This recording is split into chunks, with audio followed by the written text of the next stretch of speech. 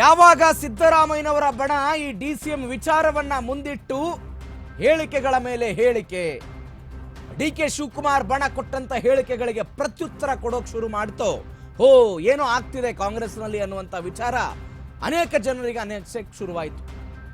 ವಿಪರ್ಯಾಸ ಅಂದ್ರೆ ನಿನ್ನೆಯ ಕಾರ್ಯಕ್ರಮದಲ್ಲಿ ಸ್ವಾಮೀಜಿಗಳು ಕೊಟ್ಟಂತ ಒಂದು ಹೇಳಿಕೆ ಮತ್ತು ಮನವಿ ರಾಜ್ಯ ರಾಜಕಾರಣದಲ್ಲಿ ಅಲ್ಲೋಲ ಕಲ್ಲೋಲವನ್ನ ಸೃಷ್ಟಿ ಮಾಡಿಡ್ತಾ ಇದೆ. ಇದೀಗ ಡಿಕೆ ಶಿವಕುಮಾರ್ ಅವರನ್ನ ಮುಖ್ಯಮಂತ್ರಿ ಮಾಡಬೇಕು ಅನ್ನೋ ಕಾರಣಕ್ಕಾಗಿ ಒಕ್ಕಲಿಗ ಶಾಸಕರು ಎದ್ದು ನಿಂತಿದ್ದಾರೆ. ಒಕ್ಕಲಿಗ ಸಮುದಾಯದ ಕಾರ್ಯಕ್ರಮ ಅಂದ್ರೆ ಎಲ್ಲ ಸಮುದಾಯದ ಕಾರ್ಯಕ್ರಮ ಅಂದ್ರೆ ಕೆಂಪೇಗೌಡ ಅವರನ್ನ ಒಕ್ಕಲಿಗ ಸಮುದಾಯ ಆರಾಧನೆ ಮಾಡುತ್ತೆ.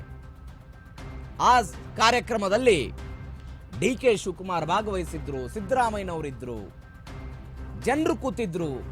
ಇದೇ ಸಂದರ್ಭದಲ್ಲಿ ಚಂದ್ರಶೇಖರ ಸ್ವಾಮೀಜಿ ಮಾತ್ರ ಒಂದು ಹೇಳಿಕೆ ಕೊಟ್ಟುಬಿಟ್ಟು ಸಿದ್ದರಾಮಯ್ಯನವರಿಗೆ ಮನವಿ ಮಾಡಿದ್ರು, ಡಿಕೆ ಶಿವಕುಮಾರನ್ನ ಮುಖ್ಯಮಂತ್ರಿ ಮಾಡುವಂತಹ ಅವಕಾಶ ನಿಮಗಿದೆ, ಅದನ್ನ ಮಾಡಿ ಅನ್ನುವಂತ ಮನವಿಯನ್ನು ಇಟ್ಟು.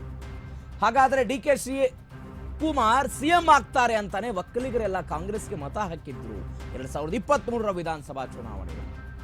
ಈಗ ಡಿಕೆ ಶಿವಕುಮಾರ್ ಅವರನ್ನೇ ಮುಖ್ಯಮಂತ್ರಿ ಮಾಡಬೇಕು ಅನ್ನೋದು ಒಕ್ಕಲಿಗ ಸಮುದಾಯ ಮತ್ತು ಆ ಸಮುದಾಯದಿಂದ ಆಯ್ಕೆಯಾಗಿ ಬಂದಿರುವಂತಹ ಶಾಸಕರುಗಳ ಅಭಿಪ್ರಾಯ ಮತ್ತು ಒತ್ತಾಯ. 2023ರ ವಿಧಾನಸಭಾ ಚುನಾವಣೆಯಲ್ಲಿ ಒಕ್ಕಲಿಗ ಸಮುದಾಯದವರು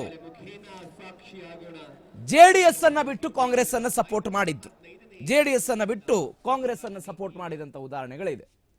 ಹಳೆ ಮೈಸೂರು ಭಾಗದಲ್ಲಿ 51 ವಿಧಾನಸಭಾ ಕ್ಷೇತ್ರಗಳು ಬರುತ್ತೆ.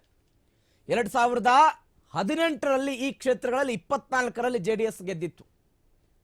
ಈ ಬಾರಿ ಜೆಡಿಎಸ್ ಗಳಿಸಿದಂತ ಒಟ್ಟಾರೆ ಕ್ಷೇತ್ರಗಳ ಸಂಖ್ಯೆನೇ 19.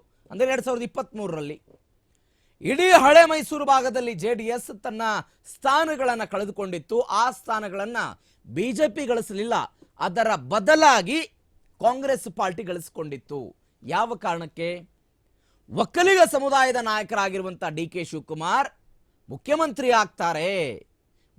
ಆಗ್ತಾರೆ ಅನ್ನೋ ಕಾರಣಕ್ಕಾಗಿ ಒಕ್ಕಲಿಗರೆಲ್ಲರೂ ಕೂಡ ಕಾಂಗ್ರೆಸ್ಗೆ ಮತ ಹಾಕಿದ್ರು. ಇದೇ ವಾದವನ್ನ ಕಾಂಗ್ರೆಸ್ನ ಶಾಸಕರುಗಳು ಮುಂದಿಟ್ಟು ಇವತ್ತು ಹೈಕಮಾಂಡ್ ಮೇಲೆ ಒತ್ತಡ ಹೇರುವ ಪ್ರಯತ್ನವನ್ನು ಮಾಡ್ತಿದ್ದಾರೆ. ಸ್ವಾಮೀಜಿಗಳು ಕೂಡ ನಿನ್ನೆ ಇದೇ ವಿಚಾರವನ್ನ ಮಾತನಾಡಿದ್ದಾರೆ.